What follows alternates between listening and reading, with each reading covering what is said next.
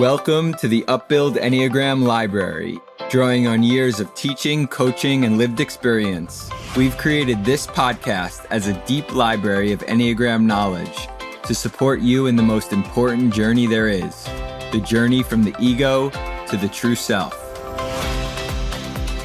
Hi, this is Vipin. Before we get into the episode, we wanted to share a few things happening at Upbuild.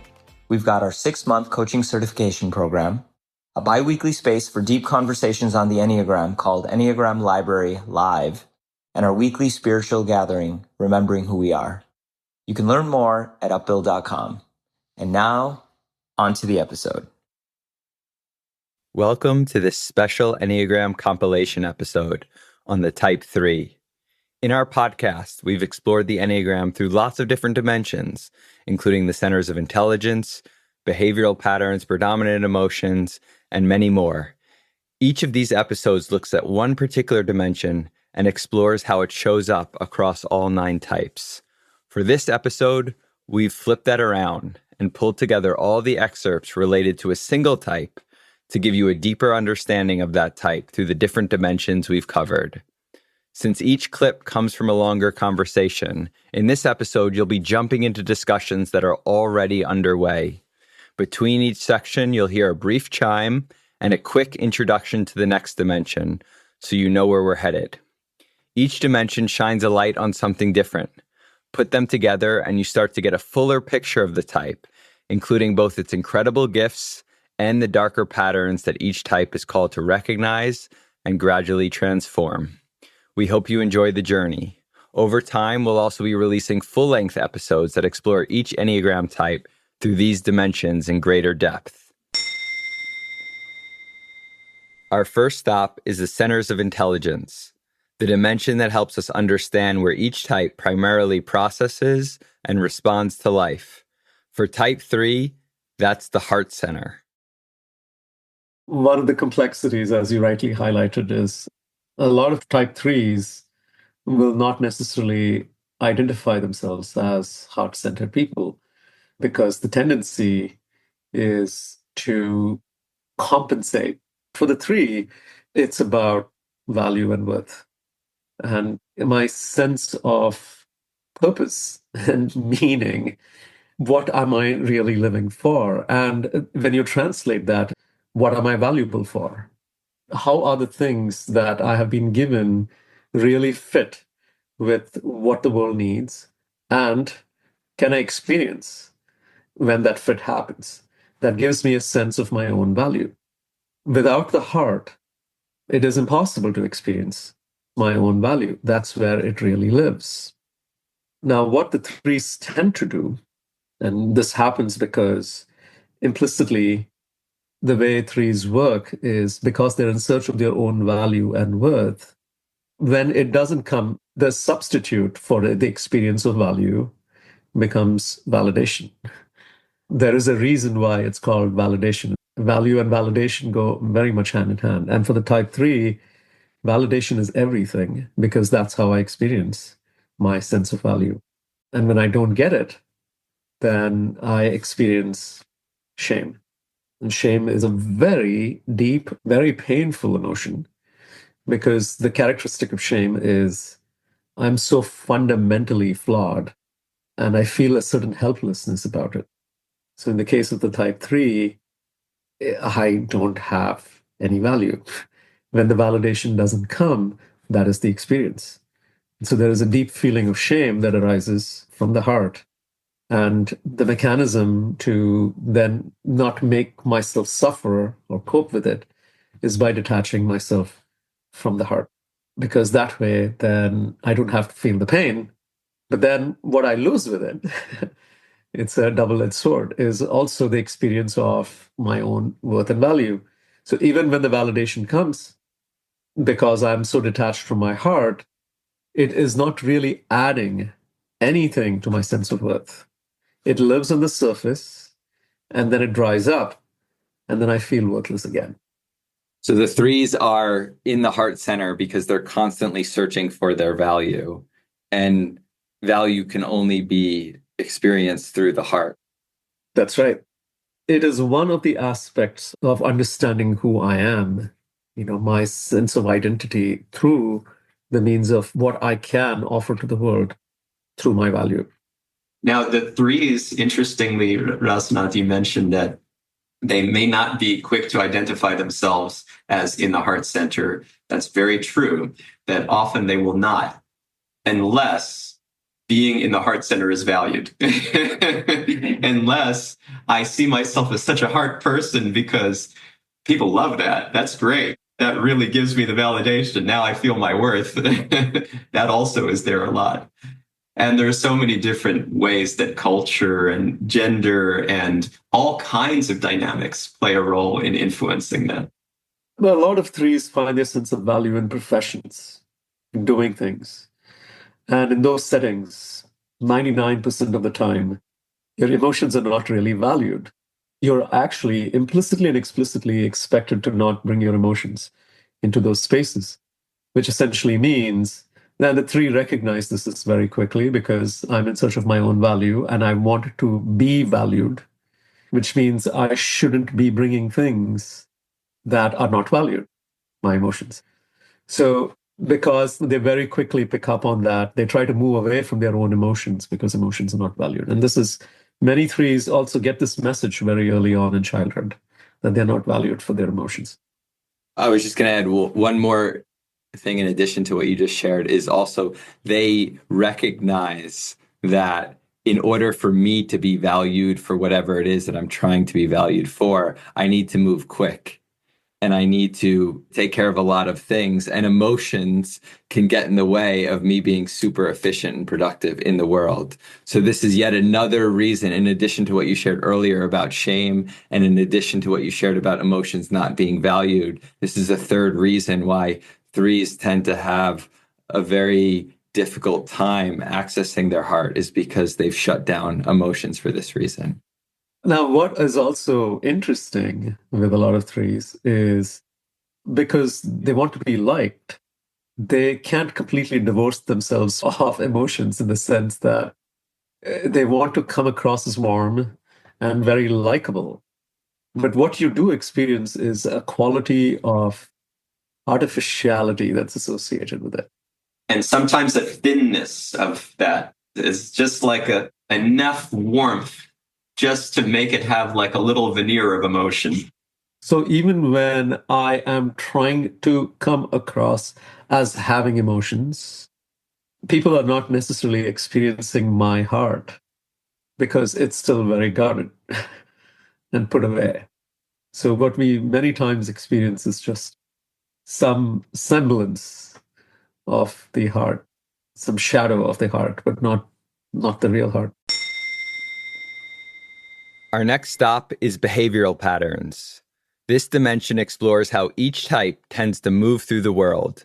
Type 3 is one of the go-getters. So the go-getters, they are characterized by making things happen and coming off as strong.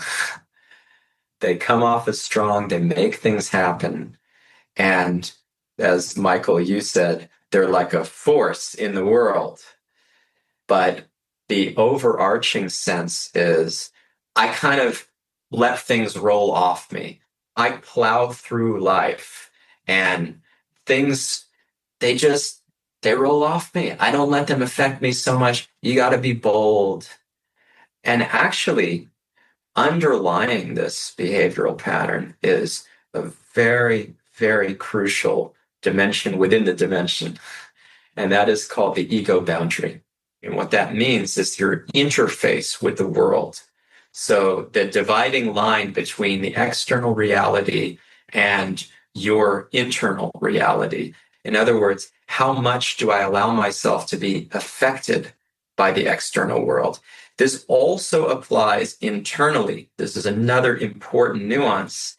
So the ego boundary means it's not only a boundary between the external world and my internal world, but it's also between layers of my internal world. Okay, so with the go-getters, their ego boundary is solid. It's a big, thick line. It's a solid ego boundary. So the world is not affecting me so much. It still affects me, but I have like an armor. There's a layer of protection that also means I'm protected from being touched. I'm protected from being impacted. It works both ways. And the same is true internally, that I have less access to my unconscious and subconscious mind, even when I'm trying to go there. But I can go there. It's just that the default setup is there are these thick barriers I have to break through. And this is why I can plow through the world and I can feel really good that I'm making things happen. Look at me, I'm a strong person. I've encountered this in my own coaching work where this CEO of this company, she has just come back from the hospital. It was a pretty traumatic experience. She runs a big firm with a lot of assets under management. And she told me on the call, it's like, I don't know when I will break, but I'm still doing fine. I'm doing fine. And the doing fine has a connotation in the sense that I'm still pretty functional. I'm moving things. I'm moving towards my goal. And yes, I feel quite vulnerable, but I'm still going to show up and keep doing the things that I'm doing. So with the go-getters, the solid ego boundary gives them a certain kind of functionality, even when things are dire, which actually they sort of wear it as a badge of honor. I was going to say the idea of compartmentalization, and Oh, yeah. we've This is talked about great. this in the past. These are the people who have the easiest time compartmentalizing things because of this solid boundary. And Hari did such a nice job, even on the audio format, of helping us all visualize what this would actually look like with the solid lines. It's like having soundproof windows. It's, that's the analogy that I give. There's just so much padding that is available that I don't hear what's happening in the other room. I don't hear what's happening outside the house. I'm in my office and I can just plow through things. And there is a certain advantage to that. And there is a certain disadvantage to that. Totally. And I just want to emphasize also the inner world, because this is so important and it's not often well understood that this is going on internally. I'm locking doors within myself. There is an airtight boundary between my unconscious, subconscious, and conscious world. So I have to pay very close attention to that. And if I want to raise my consciousness, this is key to understand that I'm going to have to break through some walls. And it doesn't mean that these types are not sensitive people. Right. Everyone is sensitive. Everyone is sensitive. The question is, how comfortable are they with their sensitivity and how does it manifest? So the solid ego boundaries are not foolproof. This is what we also have to understand. It's not that nobody can get to me. I may present myself that way. I may like to think of myself in that way. It's absolutely not true. People are getting through. Things are getting through. Experiences are getting through. My own unconscious and subconscious mind is cropping up and calling me. But these thick walls made me feel like, yeah, I'm fine. I'm good. So it's not hard to understand why these types, the go-getter types, are the most extroverted. Absolutely. Right. So the types 3, 7, and 8 are the go-getter types in the Enneagram. And what we will also see, the solid ego boundaries coming into play, even when they are internally dysfunctional, the go-getter types, they can be externally extremely functional. This is a very strong characteristic of the go-getter types. In their roles, in their jobs, in their functions, they can be highly competent, even when they are not doing internally very well because of that solid ego boundary. What also becomes the challenge is because of the solid ego boundary, they are less affected by the world, which also means, especially as they go down the levels of consciousness, it becomes very easy to shut down what the world is trying to tell me and what is happening in my own internal world. Extremely easy to shut that down, which means the level of awareness that I have of my surroundings and also of my own self very quickly falls. Because, first of all, the access to them is harder. And secondly, when I'm not working to improve the access, then they become very quickly unavailable to me. I want to just give one caveat here. When we're talking about not being affected by the world or by my internal world, that's for ease of understanding. That's to make a point. It is not strictly the case. Everyone is being affected. The go-getters are no exception. Often what's happening is they're using their ego boundary unconsciously to block, to suppress. It's not actually that they're just not affected. It's that it's more natural in their default state to be less affected, to feel the effect less, but the experience is still living in them and it's causing issues. It's not that they can just ignore it because, well, I have the protection against it with my solid ego boundary. And if you look at the work of Dr. Sarno, he passed a few years back, in the medical field, he uncovered how the unconscious stress is way more devious and even deadly than the conscious stress. So all types need to be aware of this. Go-getters need to be especially aware of this because it's so easy to chalk it off of like, yeah, I'm just not that affected by things. And now I just heard this podcast where it's like, see, I'm really not that affected by things. I'm just graced with a solid ego boundary. Yeah, I mean, it has its drawbacks. Sure, I can work on them, but it's pretty good. That's not the case. There is a suppression mechanism that's built in here that we have to be so careful about because everyone has a soft, sensitive heart and everyone is being affected by the external and internal world. Everybody, no exceptions. And with the three individual types that we just talked about, I mean, the threes are the most attuned to what other people are thinking. And so how people are perceiving me and what the need of the hour is. And there's so much sensitivity there. Next up are the directional movements, the dimension that helps us understand how each type tends to grow and what happens when they're under stress. For type threes, this means taking on some of the healthier qualities of type 6, the loyalist, in growth, and some of the less healthy behaviors of type 9, the peace seeker, under stress. The 3, the achiever, they are so intent on establishing their worth and becoming the most valuable person that they possibly can be and being seen for it, applauded by the world, or at least by their little world. And so when they grow towards the 6, they start to become humble and modest. And they shed the vanity of it's all about me and my shining. It suddenly becomes about something much bigger than me. They become devoted to a cause that is worth subordinating myself to, sacrificing myself for, and being as dependent and loyal and even invisible for, even as they shine with all of their talents and their capability and the beautiful qualities that they have.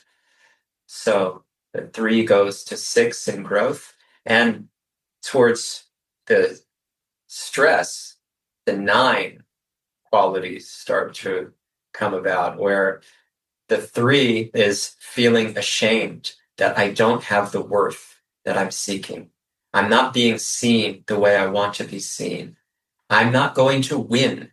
I'm going to lose. And I don't play games where I lose. I don't come out when I'm not going to be seen the way I want to be seen. So to craft my image and save face, get rid of the shame, I just disengage from my heart and I disconnect from the world. I become disengaged, procrastinating. You don't hear from me. If you do, it's sort of automated responses with as little effort as possible to keep the peace like a 9. Now let's turn to the predominant emotions, the dimension that helps us understand the core emotion that each type most centrally experiences. For type 3s, that predominant emotion is shame. Along with that comes a core mantra shared by the types in this triad: see me the way that I want to be seen. See me the way that I want to be seen. With each of these types, see me the way I want to be seen is there as something that is even more, again, central than for the other types. Because for everybody, it's about our ego identity. And so I want to be seen and validated. It's all about validation for all of the types. So in one sense, see me the way I want to be seen is the thing for all of us. But for these types, it is most on the nose. It is dead on. It is running my life in a way that is just beneath the surface. Always, always right there. So that's what we have to look out for. And with the shame, you can feel like, I don't want to be seen right now. I don't want to be seen. With the 3, there is no type that is as centrally tied to this mantra and that whole crafting of how I want to be seen. It is so predominant. It's unbelievable. They become masters at crafting the image of how they want to be seen. And so the shame is that I need to be successful. I want to have worth. I want to have my value. And if you don't see me as valuable, then everything falls apart. Everything is a mess. I can't live like that.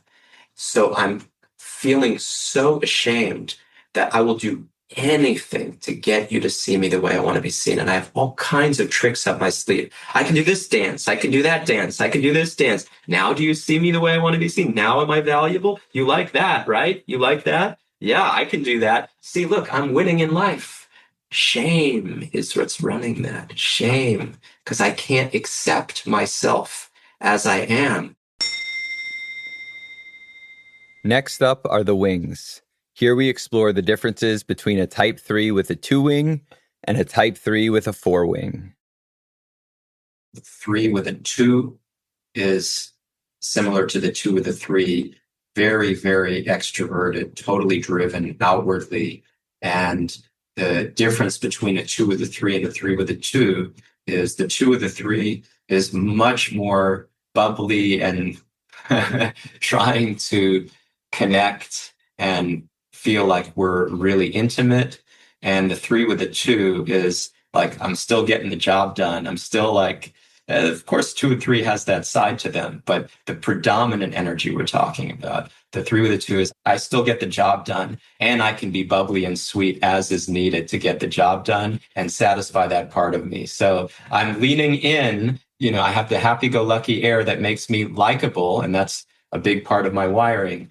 But I'm also like, here we go. This is serious. We're going to get into stuff and move things forward. And that's just how I show up. There's an intense readiness for action that is different. 3 with a 4, now you're taking a withdrawn type, again, the 4, more introverted, and you're putting that into the mix. And now you're getting a really polarized energy. So the 3 being very extroverted, a go-getter, driven, constantly making things happen, action-packed, action-oriented. Now you have this thoughtful, reflective side, and am I in touch with myself? And so you feel the pulled back energy and the reflectiveness and the sense of needing time. And I'm not leaning in. I'm not just trying. I want you to like me, but I want to make sure that we're understanding things and we're going deep and that there's mystique as well. So very, very different flavor. The next excerpt is from a different kind of conversation. Rather than a new dimension, this focuses on a simple question: how do we fall in love with this type? So in this excerpt, we explore both the extraordinary gifts of the type 3 and the deeper suffering that lies beneath its personality structure. To talk about the gifts of the 3, 3s, they naturally invest in the gifts that they have been given. When you can invest in the gifts that you have been given, you can naturally use it. for the benefit of the world. And there is also a way in which I can notice the gifts of other people very quickly. Threes, in one sense, have the easiest access to appreciation because of how they can perceive value. There is a way in which, when they're very open and healthy, they can actually see how every person is playing such an important role in their life and can make people genuinely feel valued because that appreciation comes from the heart. The heart feels it, and when the heart conveys it, other people naturally just feel seen. It's remarkable how one of my mentors, Vaisheshika Prabhu, who we know is a type 3, it is amazing to see him walk on the street interacting with people. And, he can talk to a complete stranger. I've seen this happen so many times. You talk to a complete stranger, and that person will walk away feeling like, oh, I've never been seen like this before in a 5-minute interaction. And I see it's not a technique. It is actually the openness of the heart that really sees the true value. It's so powerful that the other person, even if they haven't experienced themselves that way, suddenly leave with a very different feeling about themselves. It's extraordinary. And when you see that happening, again, it's just natural to fall in love with someone who can see you, who can genuinely see other people and teach you a new way of seeing yourself. So, Razanath, you often talk about how threes are the poster children for this idea of mirroring, and they require mirroring to really be able to see themselves. What I hear you saying is they're also uniquely gifted with the ability to serve as a mirror for other people and empower them through being that mirror. Absolutely. They know the function very deeply. They know how important it is. And when they are connected to their heart, they can provide it in such an incredible way because it's natural for them, right? It's not like they're striving for it. It is just very natural for them. The suffering then comes because when I struggle to connect with my own heart, I'm not in touch with my value. My heart doesn't reflect my own value. What to speak now of value of others, that doesn't mean that I don't see other people's values. What then happens is that when I see other people's value, it becomes a threat to my own. This is the relativizing. It's the same function. I'm still in touch with somebody else's potential. But now, because I'm not in touch with my own, I feel overshadowed. And the suffering here then becomes constantly feeling like I don't have worth. And in that process, then I compensate. And that compensation then results in vainglory, projecting myself to be bigger than what I am, who I am, at the cost of feeling my own heart, where my true value rests in my own heart. And when I stop going there because I actually deeply fear and believe that I don't have any worth, then what do I have to do in order to be worthwhile is project. And that then becomes my suffering. So there's this emptiness that surrounds what actually felt so full and heartfelt when I was able to mirror extremely well. Now it's the complete opposite, where it's just like there's just nothing, right? A feeling of just emptiness. Like when you knock, there is really no one to answer because the heart has just been buried. So all types get a bad rap for different reasons. For the threes, they can get a bad rap for being competitive and deceitful. And that's certainly true at lower levels of consciousness for them. But one of the access points to falling in love with the three is to think about what drives that competitiveness. It can often be a feeling of shame, of I'm not worthy. And we all have had an experience of feeling not enough and wanting to feel more valuable or to be seen as more valuable. And this is an experience that the threes are living with constantly and feeling the weight of not having as much value as I believe that I could have. Yes, and it is such a fleeting thing for the type 3, right? I can share from my own experience how It's a day-to-day suffering that I have to carry when three coaching sessions go really well. That then feeling seen to then it is not even that something doesn't go well. It's just that the next day I can't feel my own worth. The fact that so much good happened yesterday, its shelf life is just so short. There's an addiction, and the substance is not as much in the system anymore, and then you feel the withdrawal effects of it. You just return to the emptiness. The next day when I wake up, it's like I have to search again for, okay, who am I really? What am I worth to this world? It's so hard to live life every day feeling like I have to go back and prove it. Next is the parental orientation, which looks at how each type relates to the nurturing and or the protective functions in their life. For type 3s, they are particularly attached to the nurturing function. So the attachment to the nurturing is the type 3. And specifically, what the 3 is attached to in the nurturing function is mirroring, reflecting back to me. Reflect back to me who I am. Tell me my purpose and value. So to make this even more concrete for folks, let's take one or two examples to really illustrate how someone's parental orientation shows up in their adult life, in relationships, in work, in stressful situations. So you can imagine who owns the workplace. It's quintessentially the three, right? The achiever. They're rising to the top of the ranks and calling the shots and promoting other threes who want to be like them and get to the top. And it's all just predominated by threes. There are other types that get to the top, of course, but the threes, they're sniffing out the way to the top and more determined to get there for their sense of self-worth than any other type. That is just how it is.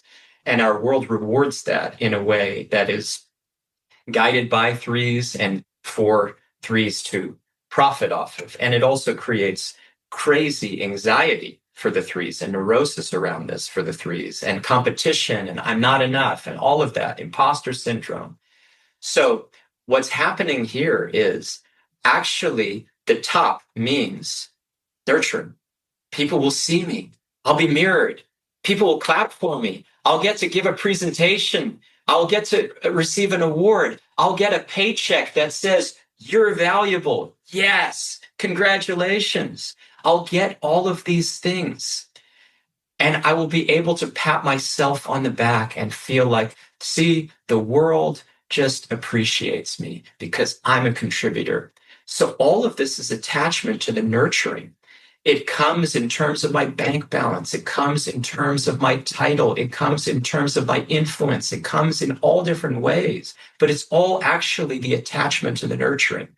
And when somebody is not performing, they're not making me look good and they're making me waste time and energy that I don't have because I need to be getting to the top or getting higher and better and doing more and contributing and contributing and contributing. So now you're really frustrating me. That doesn't mean you're a frustration type. That's actually your attachment to the nurturing that's playing out in the form of frustration because you're not getting me the attachment that I'm looking for. I think one of the descriptions that Rasanath, I remember you sharing, I believe came from Don and Russ about the three's parental orientation that was so helpful for me was to imagine the type 3 as a baby who takes his first steps and all of a sudden the parent or the mother in this case representing the nurturing function starts to clap and cheer for the baby and the baby doesn't fully understand the moment but sees I'm being seen by the parent, by the mother, and there's a twinkle in that mother's eye. And I'm thinking, I like this feeling. Let me do this again. And that twinkle in the eye of the mother on my first steps, I'm actually seeking in every interaction, in every relationship. And so, Hari Prasad, you were talking about, look, that's represented by my climbing the corporate ladder, it's represented by my bank balance. But to see that, wow, I'm looking for this twinkle, this feeling of being seen and recognized and being validated and clapped for in the eyes of every person that I'm talking with was a profound awakening. You see, wow, it's so there's so much desperation, there's so much attachment to that mirroring that I, even in the most subtle or mundane interactions, that's present. That was a very powerful unlock. I had a conversation with a type 3 earlier this week who was talking about how she just doesn't want validation anymore. And you see the same cycle that actually repeats. I'm so attached and it's not coming as fast and the way I want. And I feel so terrible. I'm just going to reject it, right?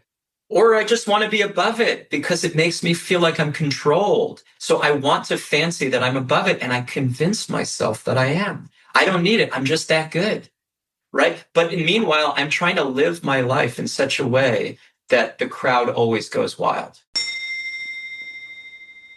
We now turn to the inner critic.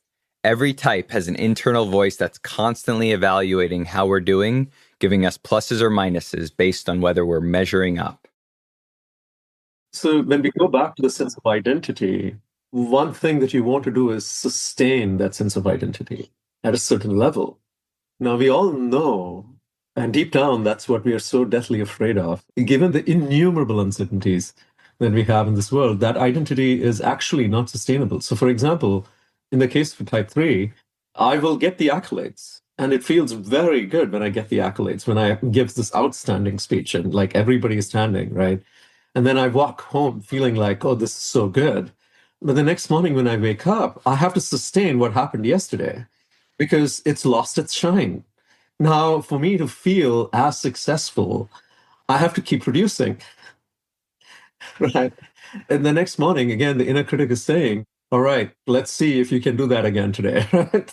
Rasanath, I'm just reminded of a very dear client of ours. And what happens for those who actually feel like they can sustain that identity, who feel like, well, I've accumulated enough points on the scoreboard to be able to point to that. Even if I have a slight dip, I always look at the scoreboard and know that I've got many, many plus fives. So I'm okay. The fact that I need to point to that scoreboard every time is proving to the other side that, hey, is this enough? But I don't know that I'm doing it. That's the problem. I don't know that I'm pointing to the scoreboard. So if you ask me, I'm like, I don't need to point to the scoreboard. I'm good. Yes. And then there is also, I don't stop. If I'm being really honest, that's a way for me to not feel the shame of not producing anymore. It's hard to be that honest. This is what we have to develop, that honesty. If we really look with a very fine-tooth comb, I am still making the attempts to make myself feel productive. I am still continuing to do things, but I am concerned that I may never reach that same level of external success. And so I have to live off of the memory. Interestingly, the New York Times produced this incredible article, I think it was last year, where several very successful sports people from across different sports spoke about what the experience was after winning the biggest championship. And they all confessed to experiencing depression post. And they said that it really woke them up to asking the bigger questions around, well, what is the meaning of my life? That is the honesty that is required. One of the interviews that was published was Michael Phelps, who right now currently is the greatest swimmer that we've ever seen. And he very honestly speaks about his winning of 12, breaking Spitzer's record and winning 12 Olympic golds, I think it was. And then still like post experiencing a real down, because what else to then pursue after that? And with the recognition, especially in this field, that my body will never be the same. So to perform at that level, to sustain performance on that level, my body is never going to be the same. So the recognition that, well, this is it. It's pretty stark. And that comes for all of us in some unconscious way that we're aware, even we don't think about it, but we're aware this body has a very short shelf life. Very, very, very short shelf life. And compared to the limitless nature of our desires, the amount of desires that it can fulfill within this life is nothing. And then we have to convince ourselves, but it's enough. And we settle. Well, I had a great life. I lived the life. I did it. Even when it's expressed, it's a constellation. It's very rare to actually experience the fullness of gratitude. Next, we go to the harmonics. This dimension explores how each type typically responds to conflict and tries to resolve it. Type 3 belongs to the competency group, which means they tend to rely heavily on agreements, but they have a very interesting way of using those agreements. So let's listen in. The 3 is thinking, well, we need structures in order to resolve a conflict. So I'll create the expectations in just such a way that you will agree to them, and I will find every loophole that I need for me to come out on top in any conflict. I will always figure out exactly what rules can be bent, what can be broken, what you need to adhere to, what I don't necessarily need to adhere to. I'll adhere to them if it serves me. If it doesn't, no problem, no problem. You just play by my rules. So I play both sides. And it's very interesting for the 3. That is their relationship with the competency harmonic. I just wanted to underscore how, for all the 3 types that we just spoke about, I just become fixated on something. For the 3, it's efficiency. So what will very efficiently get me the outcome that I want? Efficiency and winning. Winning, yes. So efficiency towards getting the goal that I want, right? 3s will always say, well, it depends. Let's see.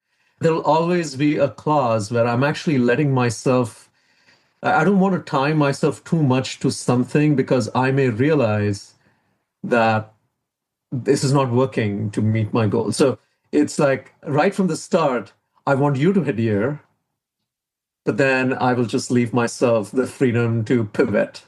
I'm measuring your adherence, but I'm not so much thinking about mine unless I'm afraid that you're going to be measuring my adherence, in which case I have all of the numbers. I can figure it out. Now let's turn to the Achilles heel, the dimension that shows us the one thing that each type cannot accept about themselves and how that becomes their undoing. For the type 3, it's a little tricky.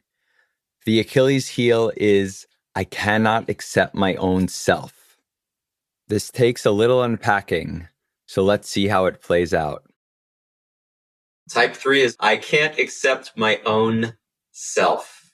I can't accept my own self. What is the idea here? I want to be what you value. I want to be whatever it is that makes me shine in your eyes. I want to feel like I am successful, and that has to be based on standards of other people, what they think is successful. And therefore, I lose myself in the game of trying to win, trying to become something that is valuable. Valuable means intrinsically other people have to value it. So me, the intrinsic me, gets lost in that. And therefore, I will mold myself, I will do whatever it takes to become something that I think is my own idea, that I think is coming from within me, but it's based on all of the external inputs that I've gotten of what makes somebody truly valuable. So I cannot accept me. I cannot accept my own self. I lose myself. Our final stop is the passions and virtues.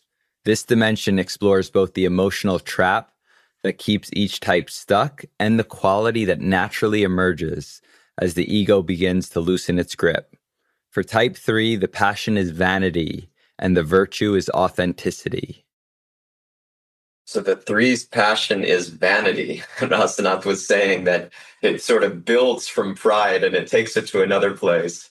Vanity is the expression, in the expression of how I revel in my own glory, is the expression of vanity. Yes, except the threes are also looking to come across as humble because people don't like the vainglorious. So it gets very tricky.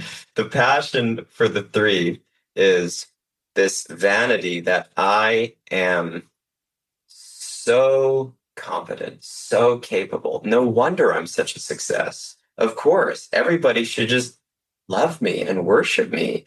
I mean, I don't think that they should do that, but they should just do it. I'm not thinking this. It's just they should do it.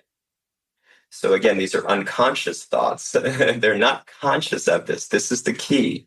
But they expect that people will rally around them. And if people are not rallying around them in this way, then they're not good enough. They're not successful enough, or they're not yet manifesting enough of their potential. There's more to come. And they may spin this as, look, I'm doing great. I just have more greatness to unlock. That's all the vanity that's actually blocking me from being who I really am and manifesting the true glory of my essence. And they don't see it. They think by externalizing achievements and being impressive that is great. Yes, that is my potential. That's greatness. It's actually the exact opposite. Not to say that when the three becomes healthy, they don't do great things. They don't express them in a way that's impressive. That is not the point. The point is that's not the path to greatness. When they are healthy, they're not fixated on that. They're naturally doing that. So the virtue of the three is authenticity, to go back inside, inward, to think about who is this person that's doing all of this stuff out in the world for the claps. I want the acclaim. I want people to look at me and ogle over how amazing of a person I am, whether it's in relationship or in career. Usually it's everything, but sometimes it narrows into one category if I've determined I'm not going to be successful in another. So I want people to just be in awe. And I don't want them to know that I want them to be in awe of me. I don't even want to know that I want them to be in awe of me. I rationalize it that it's just my own meritocracy, the internal system of meritocracy that warrants this. And so to heal this madness of moving so far away from myself out into the world for achievement, I have to focus on who I really am inside. I never ask that question. And when I do, I ask it on such a shallow, superficial level, I can never get a proper answer. Who am I really? That is authenticity. I will align with that. And that requires some deep self-understanding on a psychophysical level, but a much deeper understanding on a soul level, on the level of the core. So when I do that, and when I behave accordingly, when I conduct myself with a deep conviction in the true self, this is true for all the types, but for the three, you can see how this plays out, is that I'm so externally oriented. I have to really go back, as Don and Russ would say, to the scene of the crime, where I've abandoned my heart and where my self resides, and be authentic, ask deeper questions of myself, uncover who is it that's behind all of this doing, and align with that. That is not easy, but that does everything. Thanks for listening to the Upbuild Enneagram Library. Upbuild is a leadership development company that offers workshops, coaching, and other services to help you on the path towards being your best self, free from the shackles of the ego. To learn more about our work, visit our website, upbuild.com, and sign up for our newsletter to gain access to podcasts, reflections, and upcoming events.